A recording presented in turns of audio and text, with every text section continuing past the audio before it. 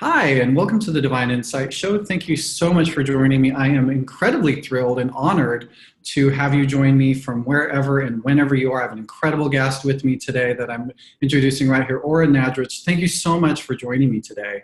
Hi, Travis. Thank you so much for having me. You're welcome. And for those of you who haven't heard of Ora, she's the founder and president of the Institute for Transformational Thinking and author of Live True, a mindfulness guide to authenticity. And she's a certified life coach, mindfulness teacher, and she specializes in transformational thinking, self-discovery, and mentoring new coaches as they develop their careers. And I'm so thrilled and excited to have you with me again. Or it's been a couple of years since actually I think we last had a conversation about your work. So right. So I'm just thrilled and excited. So can we talk a little bit about you and what led you to the field of personal growth and particularly mindfulness? You know, I like to say that I probably was this person very early on. You know, it wouldn't have been called a mindfulness person, but I was a contemplative child and I liked being in the inner space. So I would think about the world and the universe as a young girl. I wrote sort of existential poems at 10 years old. I know, right? I mean, I was a happy, playful girl too, but I think I looked around, and one of the things about mindfulness and meditation is you talk about, you know, the clouds moving across the sky as a reference to thoughts come and go, do you know? So as a child, I used to lay on the grass, look up at the sky, and love to watch the clouds move. So I'm saying this because I really was that person, and my book is about the authentic self. So what that tells me is that that's really who I am. Fast forward to many years later, I had two older sisters. Now I have one. My eldest sister, Esther, had a nervous breakdown when she was turning 20, and I was not quite 15, and it was devastating. It was, you know, really tragic, and it just turned my world upside down. You know, I idolized her. She was an amazing spirit, and I say she's been my greatest teacher. And when that happened to her, I went into deep fight or flight, and it was a trauma for me. And, you know, not to the fault of my parents, but when you have a family member in crisis, all the focus is put on them. And if there's other siblings, oftentimes that's not being addressed, that maybe they've gone into trauma, which is what happened to me. I experienced deep anxiety. I pretty much was trying to navigate it on my own. Fast forward again to years later, I became an actress, and my career was really starting to take off, but the anxiety was rearing its head again. And I knew I was in trouble. I knew that there was something seriously wrong and that I needed help. So what that did, Travis, is it got me to go on a deep psycho-spiritual journey. I wanted to know. I wanted answers. Again, as somebody who was very comfortable with the inner journey, I was ready to go deeper. So it took me on a very deep journey to study different psychospiritual modalities, and all tremendously helpful. Went into cognitive behavioral therapy, started meditating, and that was really helpful because it started to calm me down. But I was still feeling anxiety from time to time. And it wasn't really until I went into Jungian analysis, in psychoanalysis, that was the very thing that I needed, because what the work of Carl Jung is it helps you go deep into both the shadow and the unconscious, and also tremendous dream work, which is what I love to do. So this was already my path. My path was already, I was on that journey. And being on that journey really led me to writing my first book, Says Who, which is a method that I've created for transformational thinking, changing negative and fear-based thoughts, and becoming a life coach, and then writing my second book, Live True, a mindfulness guide to authenticity, becoming a mindfulness practitioner. And that's really the sort of, you know, abridged version of my journey. It's been long, but this is what took me to this point today. Thank you. It's really incredible, you know, and I know we've talked, and for those watching or listening who are interested in our conversation about your previous book, they can go back to iTunes.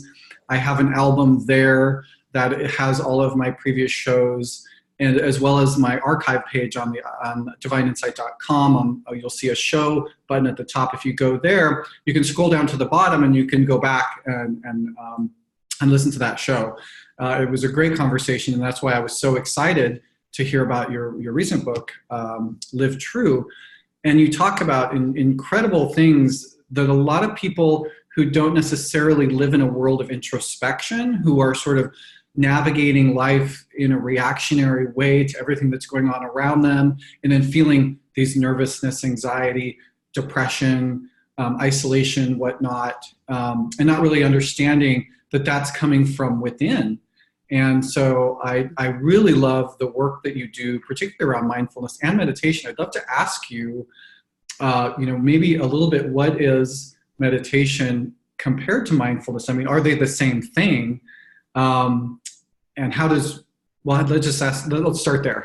Are they the same thing? Well, they really are, in that mindfulness is needed to meditate, meaning you need to be present to meditate. Mindfulness is the practice of being present.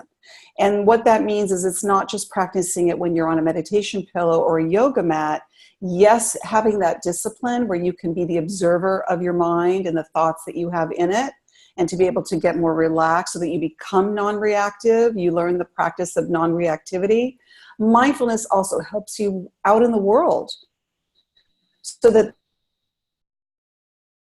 the very things that you're doing in your daily life. So they really are very integral, if you will. You can't do one, I say, without the other. So people sometimes think, are these two different modalities or technologies? No, they're not. They're really compatible, and they're really one and the same. It's just different practices, one being formal, one being informal. Yeah, it's very interesting because I've also just, as of yesterday, completed a yin yoga teacher training. Oh, congratulations. Thank you. The yin yoga practice, as opposed to what most people experience when doing yoga, is more of a yang practice, which what we call power, light, movement, force, and we move the bodies into these poses much like our life, moving around, but we don't necessarily foster that quiet, the serenity, the meditative process. So the yin yoga style is very much similar to a mindset around present moment awareness to bring us within ourselves. And as you said, people out in the world aren't necessarily in the present moment.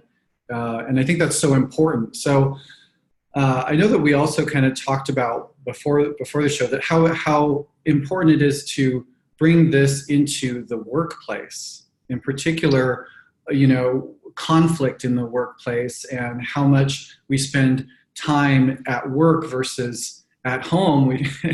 Our workplace really needs to be a place of comfort and fun, and so many people are stuck in arenas that's just no longer sing to them, as I would say. So can you talk a little bit about why mindfulness is so important in the workplace?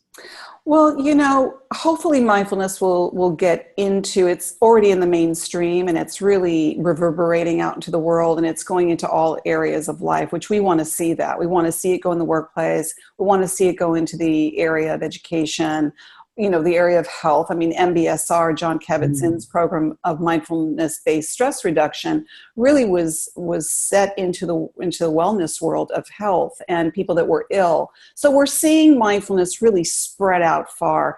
Your point about the workplace, in many ways, whether we like it or not, it's kind of our other home, if you will. And it might be very dysfunctional, and we might really begrudge being there, but it really comes back to us, the practice of mindfulness with oneself, whether or not your business implements mindfulness. Hopefully it will. I think more businesses will do that eventually, but right now we have to focus on ourselves.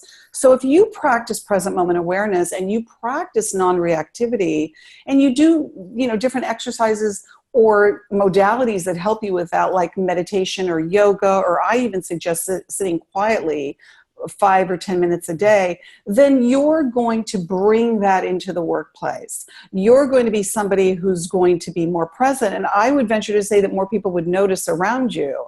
And that's really what we do. We start to recognize in each other that something's working for another person. And if you want to adhere to a more healthy, wholesome life, you're going to want to integrate some of those practices yourself. We know that the workplace can be tremendously stressful. The World Health Organization just declared workplace burnout a disease. Wow. I mean, that is very alarming. That is like, why do we need for things to become so extreme that it becomes like crisis management?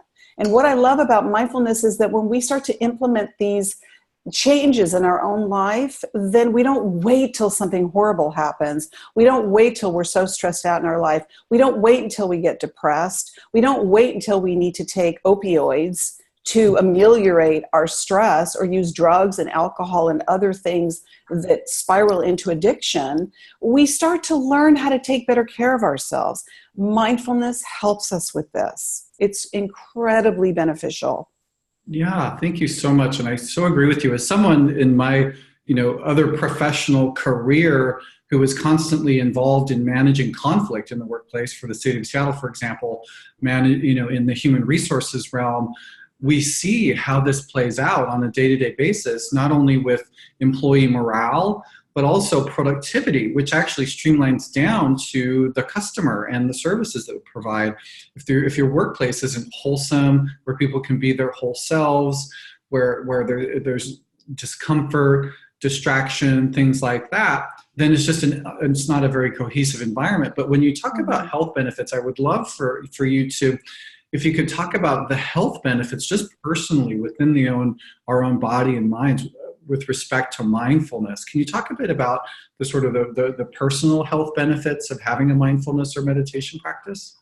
Well, there have been many studies that have been done on things like meditation and mindfulness, so that people can really come to understand that these are scientific researches that are done to really show that there are changes in the brain, and that, the brain activity, from a neuroscientific, I'm not a neuroscientist, but I'm very drawn to neuroscience in the understanding that we can create new neural pathways in our brain by the thoughts that we have and the actions that we take. We're talk about cohesiveness. We want the mind, body, and spirit to be working in tandem. Do you know? So the benefits from something like that is that it lowers stress. It calms you down so they're not producing, which is the number one thing for creating more stress. And cortisol, I know that in women it can create weight gain. There's a lot of things that we know that stress does. It creates problems not only with our health, but it creates problems with our relationships, because if we're in constant fight or flight, or we're feeling anxiety, let's say, that's going to affect all the areas of our life. So mindfulness, in the practice of, and focus more on mindfulness, where it becomes a daily practice, because not everybody meditates. So I like to zero more on mindfulness and to say that when we're present, and we're present as an observer and not a reactor, and we start to implement things like focusing on our breath. I love the counting breath of counting to 4. That takes less than a minute. Breathing in, right. 1, 2, 3, 4, 1. Breathing out, 1, 2, 3, 4, 2. Breathing in, 1, 2, 3, 4, 3. Breathing out, 1, 2, 3, 4, 4. Now, you and I don't know about you, Travis, but I feel that immediately in my body is a relaxation message. That took less than a minute. So these are mindfulness things that we can do. There are wonderful exercises. Thich Nhat Hanh, the Buddhist monk, pick up any one of his books. It's mindfulness in walking, mindfulness in eating, mindfulness in discourse, mindfulness in listening. We start to implement this into all the areas of our life, we will feel differently. So yes, there are scientific approaches to understanding the changes in the brain and in the body, the benefits of mindfulness and meditation, but you got to put it to the test and do it yourself and see what you feel in your own body. There's nothing more powerful than experiential. We can read all the studies. We can talk about the research. Implementing it is the best way to experience it for ourselves. So true. And, I'm not the neuroscientist either. I'm intuitive, so I can see how these sort of unconscious narratives play out in the physical body and the metaphysical body when I do readings or healings with people. And I actually have had a few neuroscientists on the show. So for those who might be interested, you can go back and listen to shows that I've had with Greg Braden or most recently Dawson Church, who have studied at the cellular level, right, the impact of the mind and our thoughts. So even as you described, just that few moments of intentional breath where we're counting, even in my own body, I felt a sense of calm. And I have definitely done a lot of work myself personally on reducing the tension and anxiety in my life to where, much like you've described, I actually realized I needed to leave certain situations because I could no longer tolerate the experience that I was having in my body, because I just realized that I had the responsibility to change my environment for my own wellness. And I think we all can have a tendency to get stuck in sort of toxic relationships, which includes our jobs, that keep us from being whole because of our fear about fear of whatever we have the fear of, whether it's our own power, vulnerability, fear of stability. If I quit my job, these are all types of relationships that we really need to reassess. But in the workplace, like you said, it's our other home. We spend so much time there. So I just love the topic. I think I talk about this like all the time in my own work as well. So it's just thrilling to continue that conversation. Can you talk a little bit about how mindfulness promotes a cohesive environment in the workplace? Well, I think that when you enter the workplace yourself, again, I like to really focus on the individual self, because when we start to implement, today is, there's a lot going on. Tomorrow's International Peace Day. Today is, Climate Action Day. Some countries are doing it for a whole week. There's a lot going on. So I posted something today on Instagram about, I love the Gandhi quote, "Be the change you wish to see in the world." We have to put the focus back on ourselves rather than focusing outside of ourselves. So in the workplace, if I come into the workplace and I'm mindful and I'm present and I go in that environment wanting to bring the best of myself forward and be present and be thoughtful and be compassionate towards others, then I'm going to be contributing to a cohesive environment. You can't have cohesiveness if there's so much going on in these environments and get reactivity. Mm-hmm. So that does create a cohesive environment. If everybody really works together, I say we're much more powerful as a we than a me. So imagine if we all come together. I know it sounds very sort of, idealistic in a way, but we have to start to think like that. And cohesive environment means that it's an environment that people are getting along, they're productive, they're bringing their best selves forward, and that really optimizes your work productivity. You're really bringing yourself to a situation where you can then be a good problem solver. When you work together as a group and everybody is working cohesively and mindfully, imagine what better performance you can do as a collective. Yeah. That's why these are such important practices to implement today. Thank you. And sorry, I think you're cut out just a little bit towards the end there, but I think to your point, when we bring it to ourselves and experience it within ourselves, that's really where the magic is, if you will. And in bringing it back to your book, Live True, you actually have some very good experiential processes that people can implement and experience in their own, lives, in their own bodies. Can you talk a little bit about how you developed those? And do you have a favorite that you used or tend to do more than others? Yeah, thank you for bringing that up.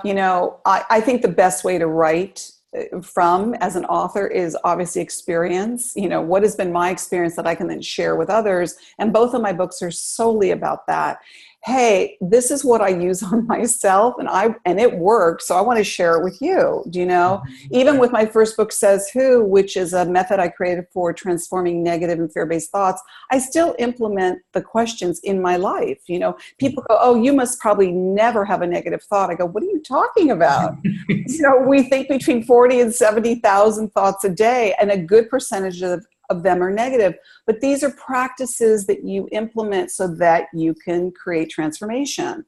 So for me in Live True specifically, one of my favorites that has really struck a note for a lot of people is something called life gazing.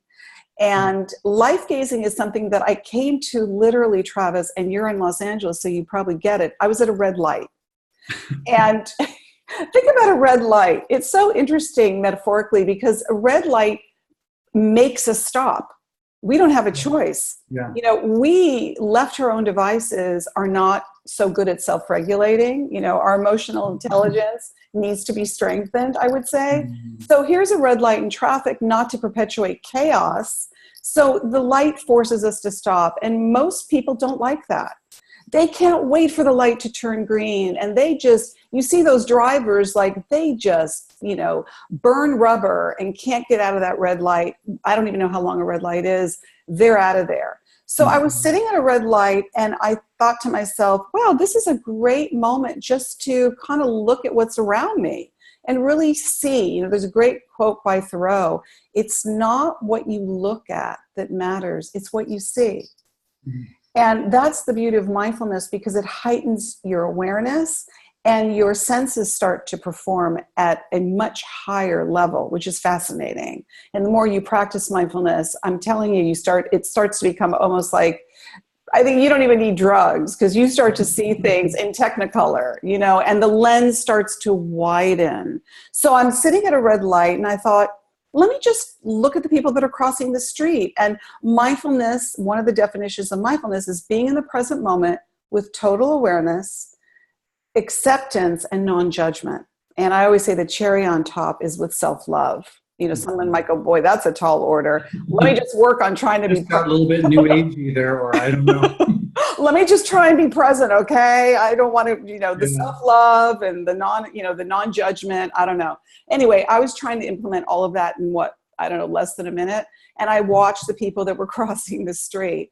And I made a concerted effort to watch them with non-judgment. Because judgment, we don't even know how quickly our mind defaults into judgment. Someone crosses the street and we immediately start to like go, oh, they're this, oh, they're that, or look at that person. Or, you know, it's fascinating to observe how much we judge. And I have a chapter on that in the book. So I watched the people crossing the street and it was like I was watching a movie. Oh, here's a woman crossing the street. She's got twins. I wonder if she has any more children at home. Oh, here's a guy in a suit running with his cup of coffee and his briefcase. You know, where's he running to? Do you know? And it made me really look at things more closely. I love to look at the trees and, you know, the leaves moving and undulating. So that really ignited this whole idea of life gazing. And life gazing, by the way, is something I realized you don't need to just practice at a red light. I bring it into the workplace. Life gazing could mean that you step away from your desk for a couple of minutes. And if you're in an office with windows, I mean, I'm looking out at a window right now and the sky is beautiful. And I have a tree right outside my window and I can see, I think, a hummingbird behind one of the branches. Do that at work if you can. You know, someone might say, oh, I don't have one where I work. It's like a dungeon. Right. Try and find something to gaze your sight, just to gaze your sight at. You know, look at your hands. You know, look at your hands. You know, the Vipassana meditation is a type of meditation where it says you're in present moment awareness with things as they really are. Look at something as if you're seeing it for the first time. You know, this starts to become this creative little exercise so that at work you take these pauses, even if it's for a couple of minutes. You know, try and look at a fellow worker and look at them with love and not judgment and see what that evokes in you. So life gazing really took on a life of its own. And I highly recommend it because really what it does is it asks us to pause. It asks us to take that moment. And my book is really about taking the moment, because I say you don't want to and wish that you had not wasted as many moments as you had. Yeah, that's really beautiful. Thank you. And it reminded me a bit about the work when we do, so many of us are in bodies, but we don't even consciously think about ourselves in bodies. For example, people don't have much body awareness sometimes when they're experiencing pain. Even there's so much in their heads and living their lives and reacting and moving and doing and being and all this other stuff that they don't even have a sense of, their own physicalness. So that awareness I've even experienced and share with people to just, when you're in the shower, just say, this is my arm. I'm in this body here, like you said about the hands, just our physicalness, I think. And there is some science about when our attention goes from the brain into the heart, for example, that increases our natural dopamine and our own healing process within, and it aligns us to the collective consciousness, actually, on the earth consciousness. So it's really it's not just scientifically demonstrated, though. As you say, it's experiential. We feel differently when we are becoming more aware of our present moment and what it is that we're Yes, absolutely. And you talk about really feeling the body when you're washing it. I talk about that a lot. I say oftentimes we jump out of bed. Many people have their phones literally like almost like a bed partner. It's like you may as well just put your phone on the pillow next to you and give it a little blanket. Because Oh, yeah. Exactly. Or a little bed. Make a little bed for your phone. It's pretty crazy. And it's an appendage, and we're very dependent on them, and we need to know when to take a break. So what I say about mindful awareness, from the minute we wake up, don't jump out of that bed like a ball out of a cannon. We jump out of the bed so fast. I happen to love dream tending. I've always been very connected to my dreams. And there might be people laughing like, time for your dreams? Are you kidding me? I got to get to work and I got to get on that freeway. So this almost sounds like some luxury lifestyle. It is not, because let me ask you this, and it comes down to time. I did that breathing exercise. It took less than a minute. I talk about life gazing. That was at a red light. Things like waking up. I did it this morning. I woke up, my cat was on my bed wanting some love. My husband was already out of the house. I really connected to my breath. Again, whether you're putting your hands on your heart and feeling the rising and the falling of the breath and going into gratitude. Hey, I woke up, I'm still alive. Thank you. Thank you for the life that I am continuing living. We don't even drop into gratitude. We take so much for granted. So things like taking a moment to connect to breath, taking a shower, smelling the shampoo, giving yourself a quick scalp massage. Yes, you can't do this. I get it. It's not going to be an everyday thing, but try and implement more of that into your life. Try. And what I say is, you're going to like it. That's beautiful. And I'm just fascinated by this. And I tend to think that, over time, the more time that we've sort of been pulled into or away from ourselves with the addictive process, particularly around electronics and notifications and stuff. And I think it's so true. I mean, studies have shown that the use of a cellular device and or watching television in children for an hour a day increases the chance of them developing ADD by 10%. That's 1 hour. Right. If 2 hours, it's 20%. So you have a 20% higher chance of being unable to focus your attention.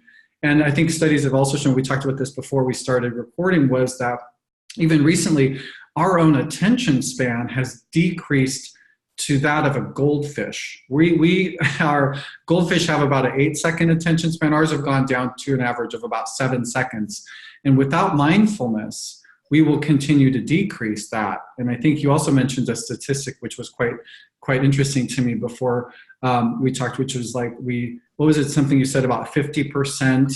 50% of research out of Harvard said that our mind wanders close to 50% a day. Yeah. So 50% of our And day, we're all. These are percentages that are going to. Right. And these percentages, Travis, including children, toddlers who are on smartphones. I mean, there used to be that, it was a terrible thing to stick your kid in front of a television when a parent needed a break. Now you see babies in strollers on iPads. So we know that this is advancing exponentially. We know that technology, we're powerful beings and we're creating things that if we're not careful, it will be our undoing. We know we're powerful. We know that we are advancing so fast. So what do? That's why mindfulness is perfect timing, because if we don't stop this manic impulse and obsession to be even more distracted or more materialistic or more harming, then we're in trouble. We're going to be in trouble. We're already in trouble, and I'm a perennial optimist, and my work is really about, let's do something, let's change this. You have to have a life in balance. We can no longer live out of balance. It's out of whack. Yeah, it's a really great point. And I think, it truly is about balance. And even a quote from Buddha that I always love about, mindfulness and things like that was about even moderation in moderation. I think we still can have a tendency to really be so contrasting and polarized in our work that even somebody who could start mindfulness could go in the complete other direction and sit so much with themselves that they don't take appropriate action in their lives to do what they need to do to improve their workplace or things. But it's really all about the balance. And, I'd love to ask you one thing that I love to share with listeners and viewers is, if there was one thing that you could encourage people who are watching or listening right now to do in this moment today in their lives, what would that be? I would encourage them to really gift themselves, because they deserve it. We all deserve to give ourselves self-care, and I know many people have a hard time with that. And start with one thing today. Start with one thing, like what you and I have already been talking about. If you haven't taken a shower yet, take it slow. If you're going to eat lunch later on, because you and I are talking in the morning, try not to rush through your meal. If you're going to meet somebody that you're going to be talking to, try and really listen better. If you're out in your day, let one person go in front of you in traffic. If you are walking down the street, maybe smile at a stranger. These are little things that we can do. These are small little things. The idea of quietude, I'm a big believer in just, for people that have said to me as a mindfulness teacher, I've had more than I even want to count. People say, or I don't have time to meditate. I can't meditate. I don't have time to meditate. I don't think I meditate right. All of that. I'm very inclusive, and I don't want this to be just this sort of, the meditation group or the yoga group or the mindfulness group. These are things that we can all do. I don't want it to be overly precious, because I think that alienates a lot of people that can't do yoga and don't feel that they know how to meditate. So what I say is, to answer your question specifically, what can they do today? Find a place, a quiet place if you can in your day. Even if it's during lunch and you have to go sit in your car, it may not be as quiet as you want. Or if you're home, go sit somewhere quietly and just close your eyes and just feel yourself where you are.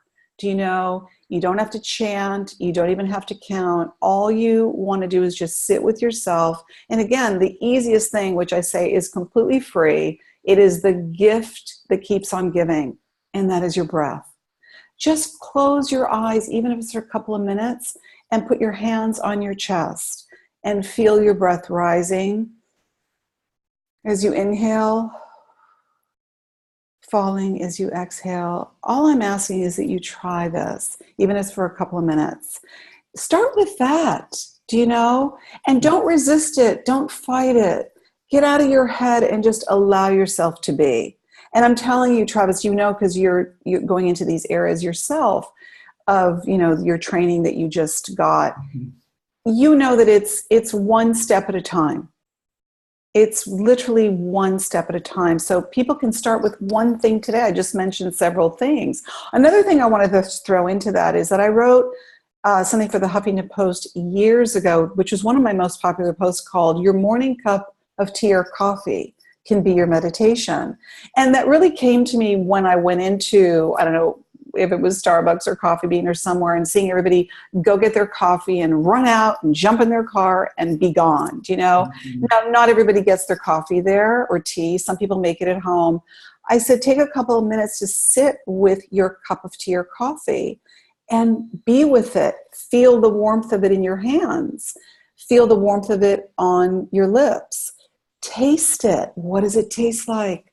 What does it feel like? Smell it. Again, mindfulness is in present moment awareness, where you really start to connect to your senses. You know, taste it going down your throat. Why is everything we do rushing? You know, so something, I took that as an example because I thought, boy, we have a coffee shop on every corner. So why not turn that into a meditation? So things like that. I think that's so much that someone could jump into one of those things and try it out today and see how they like it. Yeah, that's so great. And it really is about not necessarily thinking that you have to otherize it by saying, oh, I don't have the right meditation room. There was a long time I didn't meditate at all because I had thought literally that I needed to create an altar in my mind. I had so projected this idea of what it meant to sort of, quote, be spiritual. And I had this resistance within me in the first place. And then I obviously experienced what it was actually like. And it's like, no, this is actually available to me. It was just me projecting both a fear, but also, you know, perfectionism aspect. So there's no way to do it wrong. I want to also be clear about that, because you are going to begin the process of awareness. Absolutely. We all experience that differently. I also want to ask. I really like that. I really like that you're saying that, Travis. That's a really important point that you said, you know, because I don't hear a lot of people talk about that. And it's really true. The over preciousness of something, that I have to have the perfect altar, I have to have the perfect everything, or else I'm not a true meditator, or I'm not spiritual. That is not true. I just wrote an article on mindfulness in travel. And you know what I said? You don't have to pack mindfulness. It's not going in your suitcase. It's within, you know, the altar is within. If you want to have a beautiful altar, go for it. You know, whether you want the external altar or you want the internal altar, these are practices that come from within. And that's what we want to strengthen. We want to learn that we can go anywhere in the world. You know, we can be anywhere. And that we can rely on ourselves, that we have that, you know, that sparks a lot of insecurity in people. They don't feel that they're enough. They don't feel that they're perfect enough or versed enough. You don't need to fall into that. Those are thoughts, by the way. Those are expectations that we have based on beliefs that we have. And I love that you brought that up, because start today with just you. You've got so much in there for you to discover that is amazing. You've got tremendous tools and resources within. You just need to discover them and then practice them and implement them. Mindfulness is an inherent quality that each and every one of us has. We just need to practice it. Yeah, thank you so much. And as we get closer to the close of the show, I'm interested in knowing, is there anything else that you'd like to share about your work or this newest book that we haven't already talked about? Well, I'm really excited about, you know, I'm just starting, I just put it on social media today. I'm starting something which is in my book called Raise Your Consciousness Challenge. And it's something that you can do daily that is your own personal thing for yourself that helps you raise your awareness. You know, my book has many different suggestions about that, but I'm starting a Facebook page.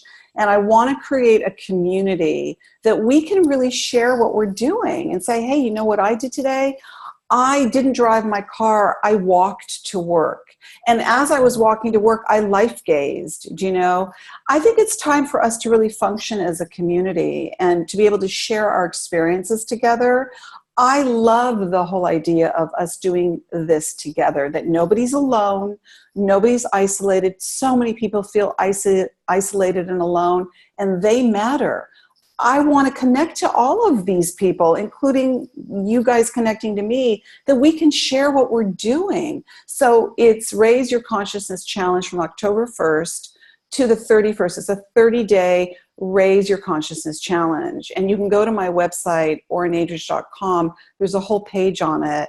And I would love people to join this. I think it's time for us to do things together. Awesome. Thank you so much. I'm thrilled about that. I'm looking forward to participating myself.